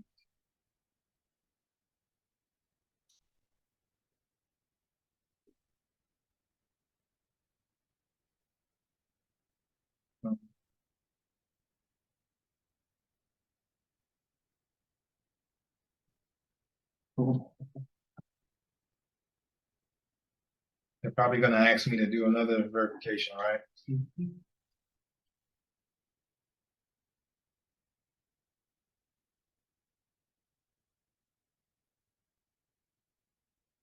Okay. Okay. Okay. Okay, so here we are. We have included a PayPal account with our PayPal merchant, which is the gateway, right? How we are receiving money is going to an account somewhere. We're conducting business, we're selling products. We're all good. We have our account integrated. We have our first product, right? We have some of our tax information, you know, live email address, live merchant ID. This is just relative to this. So I'm not even going to go through these steps. Save changes because this is relative to what I'm using right now. You might use something different, and then this step would look different for you. Okay, let's refresh this page and see is it recognizing it now. Right, refresh and let's take a look. But basically, that's what we wanted to do. WordPress, WooCommerce, add product, add store. Yeah, I don't know. Why is this not showing up here? It changes, yeah. It should all good. Okay. Add tax rates. Things to do next. Get set up payment option. I just did that. This internet's moving kind of slow. Or the server must be moving pretty slow. I think it's that. Yeah. As you're going through pages within, it's fast, but then Yeah. it's talking to something else.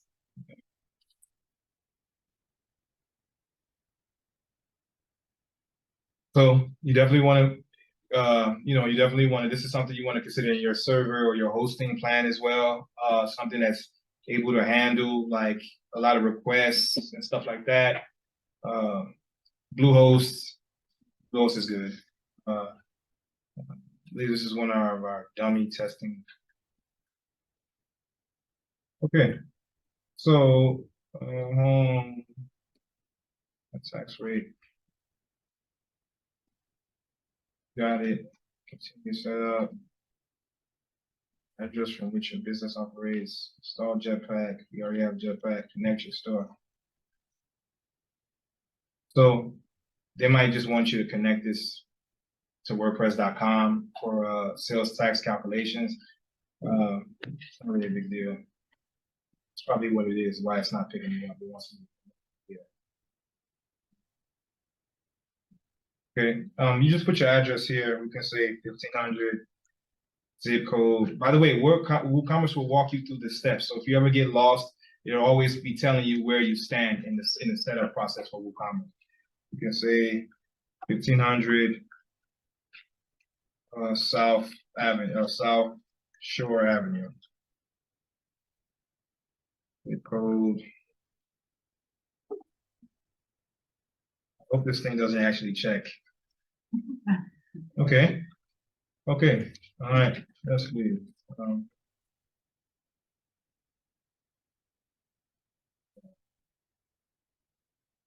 Okay. Right. Okay. So we've set up the payments and now it's recognizing it now. Okay.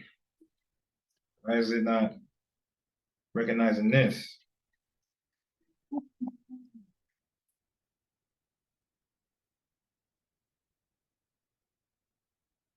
Okay.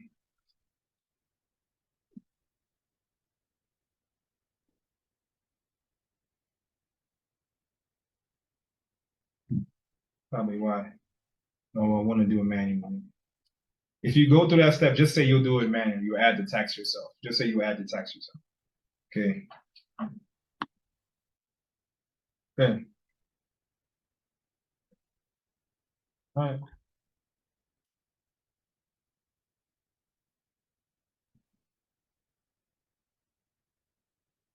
So the reason why we want to add tax, obviously, it's business purposes and legal considerations. You're not going to add any tax for now. Shipping, payments, accounting privacy policy, emails, where you want your notifications to go, integration, anything you want to include in your sales. Like if you want to get any data visualizations like marketing reports, sales reports, and things like that, you can integrate third-party software to it like that. Yeah. Okay. All right. United States.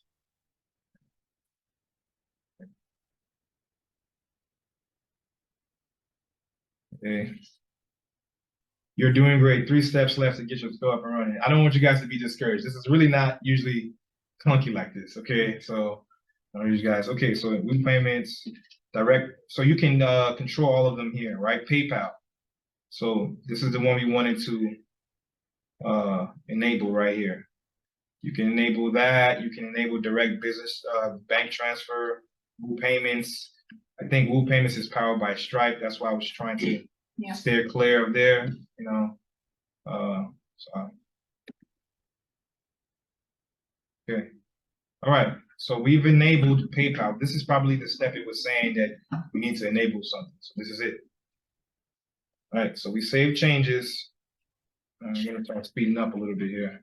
And if I need to slow down or if you have questions, just let me know. Okay. So PayPal has been enabled in our WooCommerce, launch sequence here. Accounts and privacy. It's not accounts and privacy.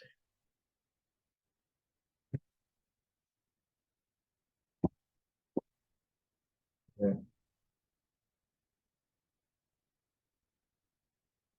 Okay. Accounts and privacy. Allow customers to place orders without an account. Yes. Allow customers to log into me. Leave that for now. Account creation. Okay, you can customize it as much as you like, but for purposes of the workshop, we're just going to say visitors are going to your website, they're placing orders, and they're checking out, right? That's the experience we want to create here.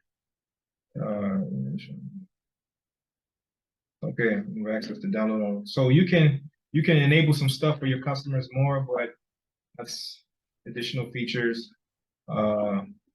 So this here is a note to your customer when they place an order, when they're about to check out, what would they see? You can customize this, but this is the generic text.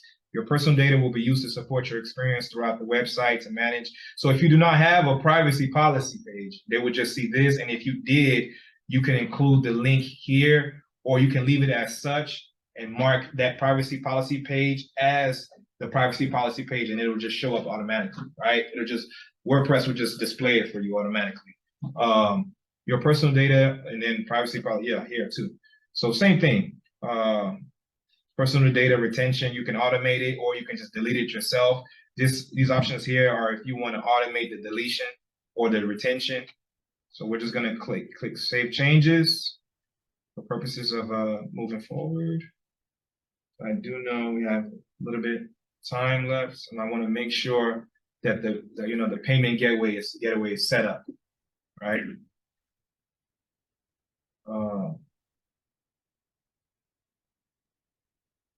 Once the payment gateway is set up, the next thing we're going to handle is SSL, and then finally SEO, and then questions and answers and everything like that. So while this, okay, so it's saved. Emails. All right. So you just kind of like follow this stuff. This is all in the installation, wizard. So new order. Whenever there's a new order, where do we want the notification to go? Right? You have a business email, you have a personal email, wherever, right? Let's just say for this one, it says info@osmologistics.net. That's the email I put in there when I created the WordPress installation, right? So new orders will go there. Canceled orders will go there. We can always manage and change them right here by clicking this button. Failed orders can go here. Order on, you can just manage them all here, change them here, however to your liking. I believe new orders are very important. That's why everyone that it's already included here is letting you know, hey, you want to know when an order is failed, when it's canceled, when it's ordered, processing order. It's the customer's email. Yeah. So yep. So yep, there we have it. New receipt, you can send it to the customer. You can always manage it here, and the customer's gonna get prompted to enter in their email, right?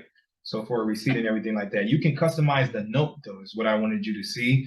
On the receipt note, you can always customize it. Let's say you want to add something nice or something. Say thank you, thank you for shopping with us.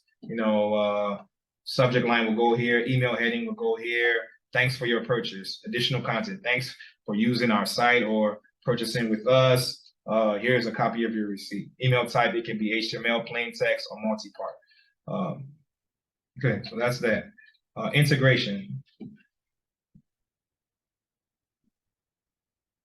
So database file path. We don't have a database here. That's more of a technical consideration for most business owners. You probably need to consult with a professional to integrate your database and everything like that. Maximind license key. I'm not sure what that is, so we don't need Maximind. That's another software, geolocation software, clearly. So cart page. So advanced. This is very important. This advanced tab here is very important.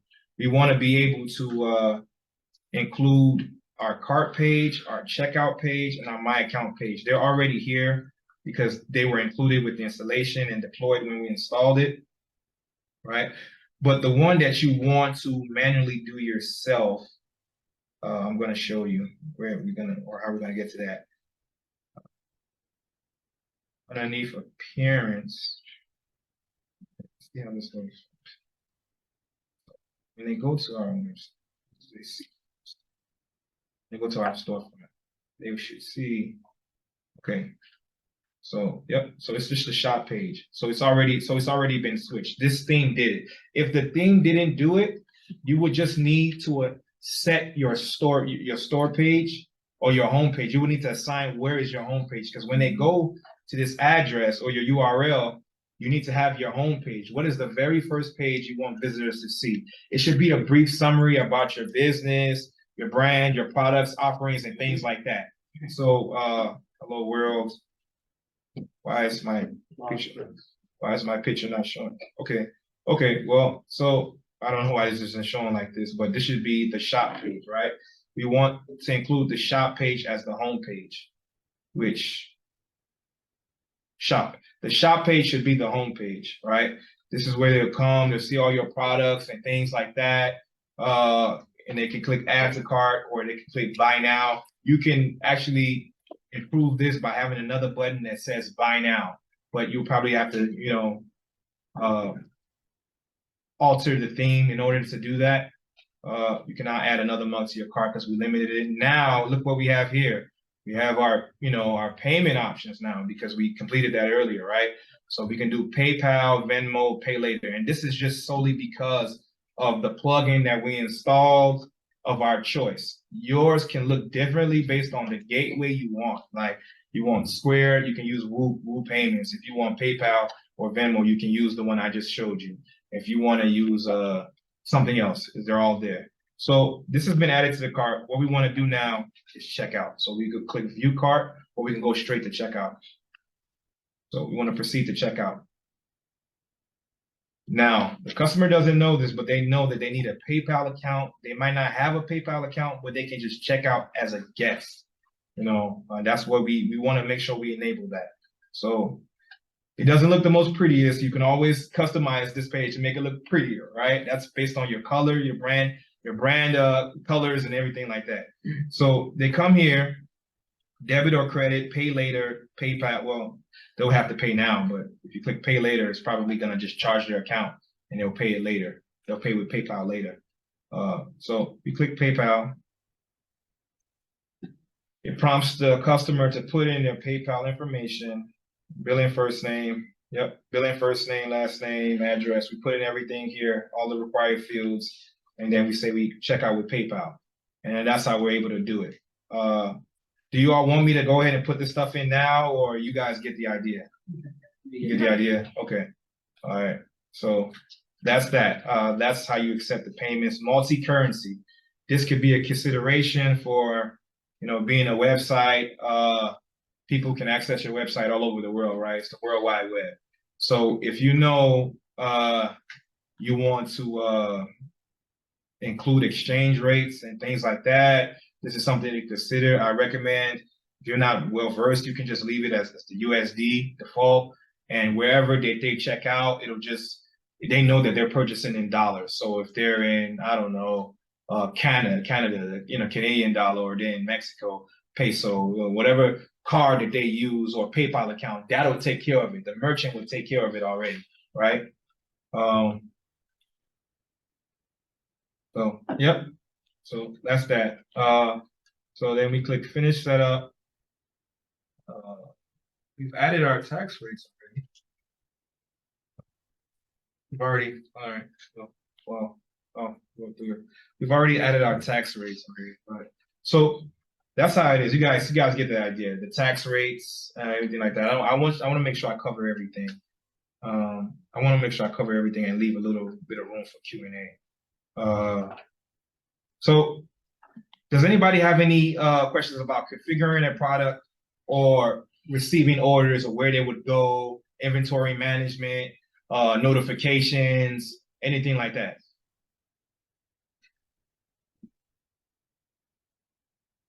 Okay. All right. All right. So I want to show you, after you've set up your storefront, you've set up your theme, you've added all your business information, which is your content, right? The name of your business, images, we covered images, right? One thing we didn't talk about with images was image optimization. There's plugins you can include in WordPress for that too, right? You just go to the plugin store. Smush is my recommended go-to for image optimization. It's called Smush. You could just install that, and basically every time you upload a new image, it just basically makes it SEO friendly for you as you just upload it. It automates that for you. So Smush plugin is another go-to plugin. Now for SEO, which is as important or even more important as actually building the store, right? Add new. This is how you handle SEO and getting ranked in search engines. We're gonna search for SEO.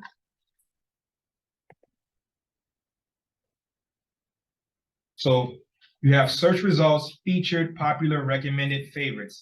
If you don't even know what you're looking for, you just know you want to improve your website, you want to improve your storefront, you can just go to popular, featured, recommended, and it'll all just show what a lot of people have, and you can read what is it for. Oh, do I need this in my business? Do I not need this in my store?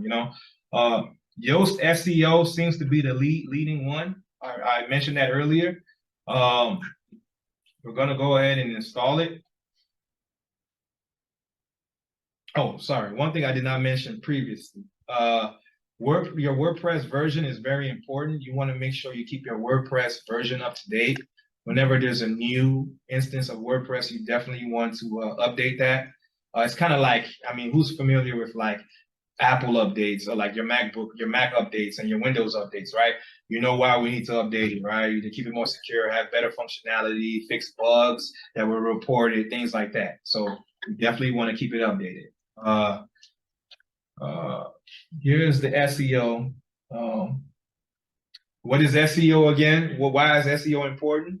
Because I want to leave you with this so you get as much value from this as possible. Why is SEO important?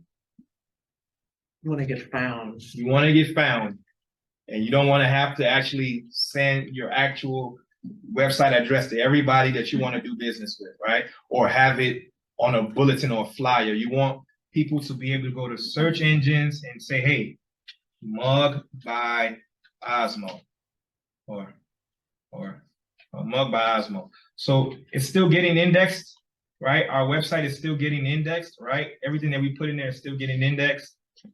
So it usually takes about a week to get indexed and propagated into the search engines and anchored. Anchored is probably the proper term. So most search engines, have your website anchored after a week of publishing a WordPress website. Okay, so we just included Yoast SEO. You mentioned keywords. Keywords, or you asked about where, what can you do with keywords? So after you get those keywords you asked about, this is where you want to come, right? So this is your Yoast SEO panel here. I know it's popping up. Stuff's popping up. You can actually customize your dashboard and customize all of this. So it's not like a lot of stuff popping up at you at once, right? If you do it yourself, you can install another plugin that's like admin view editor, remove a lot of the things you don't need. That way you can speed up the time when you come in. You just need to manage inventory reports and things like that. SEO, first time configuration, SEO optimization, start SEO optimization. Oh, wow, they have a wizard now. Okay, great. Okay. Or passing the response to JSON. Okay. Okay. It's running. You can safely move on to the next. Okay. It's running. Site representation, social profiles, personal preferences, finish. This is a wizard, another wizard for another plugin. You just run through the wizard. It shows you the steps. Just follow the steps, read along. It's pretty self-explanatory. But I just wanted to give you a little demo of the plugin. But the reason why you all are here is WooCommerce, obviously. So I've showed you in depth about WooCommerce as well as WordPress. We have a little bit of time left. I just want to make sure I cover anything that you guys think I missed or I didn't touch on or you would like to hear. Are there any questions that you guys might have? Yes. Okay, so we used WooCommerce in the scenario of offering a product. Does it work well for services? For example, maybe a flower shop where you offer both the product and the delivery service? Yes, absolutely. So do you remember where I put physical product? Remember you asked, okay, so it says, okay, what are you selling, right? You're selling a physical product. What are you doing, right? You can always customize it at that. In fact, we don't even need to use this route to actually accept payments. There's different ways we can do it, right? So if you know that you have a service, right? What is it? Like you said, a flower shop. Okay, come and set up your garden. It's a service. We come and set up your garden for you. The way you would handle that, you would have a services page, right? You would have your services listed. They can either book, you can have links, buttons and links there. One of your buttons can be, purchase now or buy this service now, right? When they would click that, there's different ways you can do it. You can take them to the checkout page, right, that we've already seen, or it can even be a button that takes them out of the website to another, depending on the kind of merchant you have. Let's say you have a merchant where they provide you with a link, right? They provide you with a link to check out. You just take that link and you assign it to the button. So you put the button, whenever a user clicks that button, it goes to checkout. So you can do it like that, or you can have it as a cart. So basically, the question you're asking me is, do you have to use a cart, or can you just check out right away, right? You can use a shopping cart, or you can check out right away. And it works the same way, even if you use the cart, it'll work the same way. They say they wanted to include garden setup as a service. They purchase it and they check out just the same way they would check out for a product. Or you can, depending on how you want to run the store, you can go from there to somewhere else. But is that needed? Not really. You can just use the same experience that I just demoed previously, but you include it as a service. It's all verbiage. You just verbalize it as a service instead of a product, right? It's all just verbiage. You say it's a service. And when they click on it and they purchase it, they check out the same way. So, just a follow-up question, is there a way then to like geo-fence, like where you provide your services if you're Correct. right? Correct. And then, scheduling the service. Correct. Does WooCommerce cover that as well? I can schedule? WooCommerce might not offer that, but there's plugins. There's the plugin store for that, right? Okay. That way you're able to regulate your sales, geolocation, because that might be a little bit outside of starting a storefront. So if you're going geolocation, then you're being a little bit more specific to a certain region, right? Then now, if you're doing it like that, you might have to include certain other functionality in there as well, right? Versus just a generic storefront, right? Now you want to go geolocation to a specific location now. So you have to include other functionality to handle that requirement, right? So so let's see. Actually, that's a good question. Let's see if WooCommerce handles geolocation. Does WooCommerce itself handle geolocation?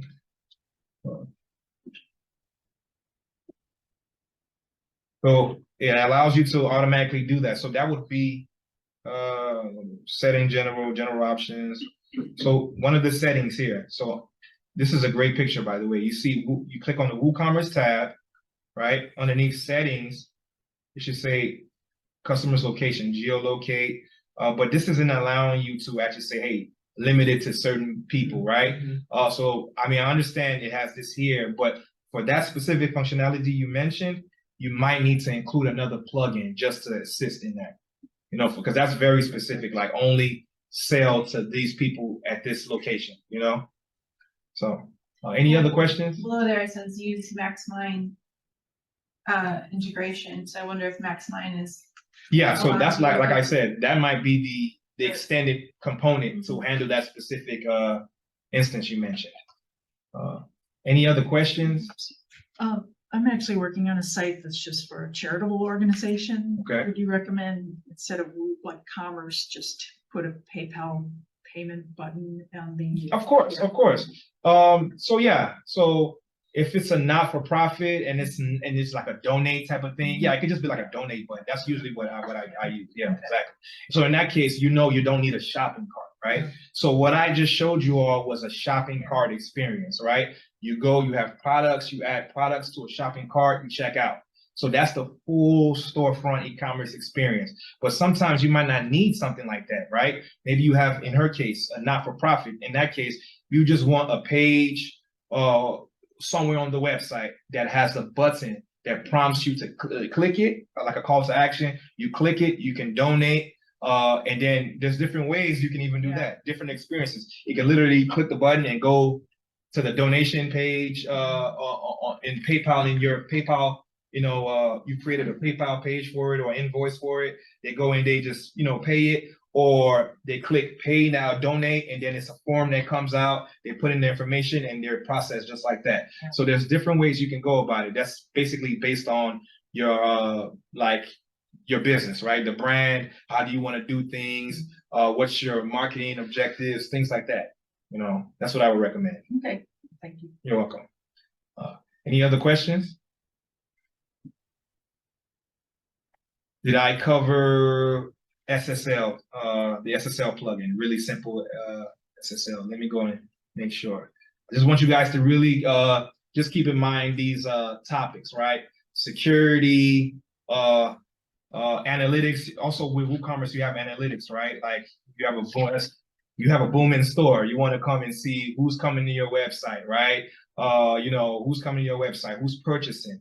The way you handle analytics in WordPress as a whole, you can use this plugin called Jetpack, right? This will show you where your visitors coming from, where they're going on your website. It'll have things like reports on that, so you can view those reports. If you want something more detailed and extravagant, you can always include third-party plugins like Google Analytics, right? Google Analytics is a little bit more professional, and you can use that because people have, you know, they have Google My Business page listings, you know, and it all works together, right? And you want your Google My Business page listing to communicate with your website and your storefront, and there might be like, you know, like little meta tag and description things you want to, you know, add, or headers you want to add so they can communicate with each other, things like that. I know I'm kind of like bouncing up and down, just trying to give you a full picture and, you know, give as much value as possible here. SSL, which, yeah, which plugin do I recommend for that, right? Yeah, so really simple SSL is the plugin to handle SSL and data encryption. So here it is right here. I already pulled it up in the plugin store, but underneath plugins, this is where it will come. Lightweight SSL and hardening plugin. So you just click settings, right? Same as all other plugins, you just click settings. Sometimes the plugins might show on the left here. Sometimes it might not. It just depends on how the developer made the plugin. So I always recommend just literally going to the plugins and going to settings. That way you know you'll find it, right? So this is really simple SSL. It used to be more simpler than this, but they've added a lot of stuff, right? That's the benefit of using WordPress.org. It's a community of developers that just offer things open source. Open source means it's free to use. Everybody can use it for even, you know, you know, purposes of earning money, right? So we can check our SSL health here. We can get certain tips here, tips and tricks here. And this is free. This is all free. Everything that I did here was free.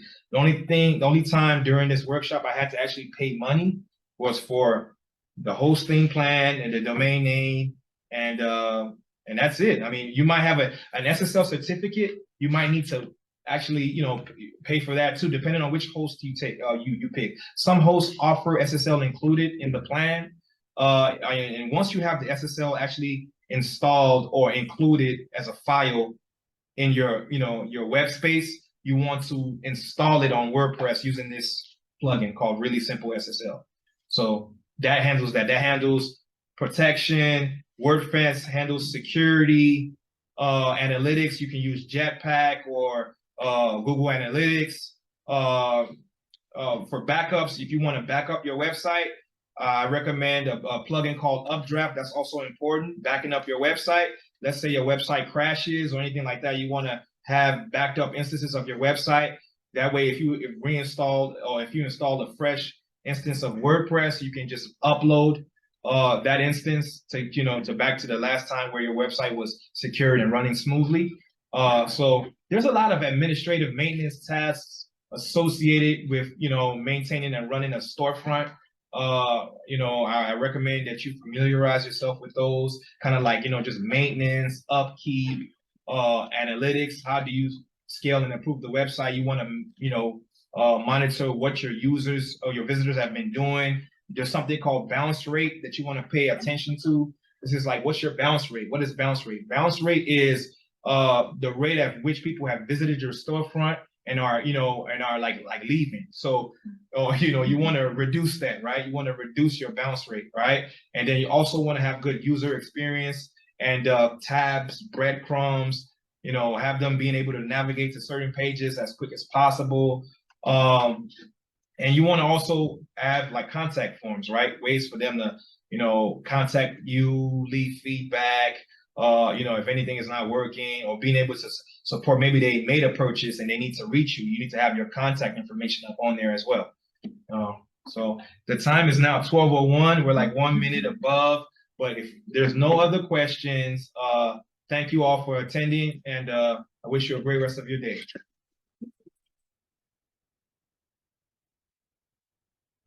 I tried to fit as much as That was possible in 2 incredible. hours, you know. And I will also, if you register and we have your email addresses, I will be following up with some slides so you can kind of like, you know, keep that with you going forward. And yeah, I would love to connect. You know, my LinkedIn should be available somewhere. If anybody wants to connect with me, feel free to connect with me on LinkedIn, and we can continue the conversation there. If you have something that you're currently working on, I do free 15-minute consultations, and I can better, you know, talk to you individually like that. Thanks again. Excellent. Well, thank you so much for joining us today. And thank you deeply, sincerely to Oz for sharing so much incredible information with us. I mean, I'm glad I recorded it because I need to go back and review, but it was amazing from, right, the best in class kind of plugins for your website, security and compliance issues, imagery, data analytics, you know, how to create just the actual pages and the user experience right behind that. So, a lot to sit with, right? Like, but this is what people expect. It's not for 2 hours, but Yeah. this is something that usually would take longer, but let's try to just do as much as I could in 2 hours. Yeah, no, that's incredible. And do take them up on the generous offer of this consultation for your own unique needs, right? Everybody here could be at different parts in their, you know, e-commerce journey. So do take advantage of that. And I'm happy to have you back because that was really great. Do connect with him on LinkedIn. And I also wanted to share with you our next event in this series, of course, is email address, or excuse me, the web address is down here. But thank you so much for that.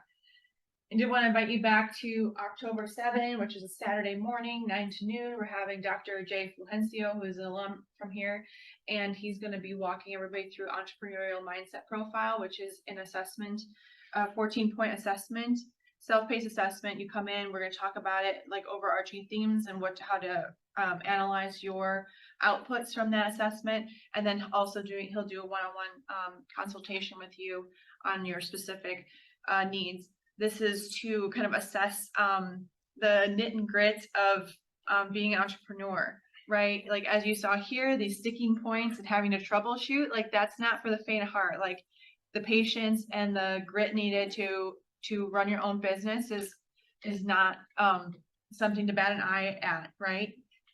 Your livelihood's on the line in a lot of these cases, and like it, you know, you're immersed in it. So this will give you some insights on if you're ready or where you're at and your readiness for that.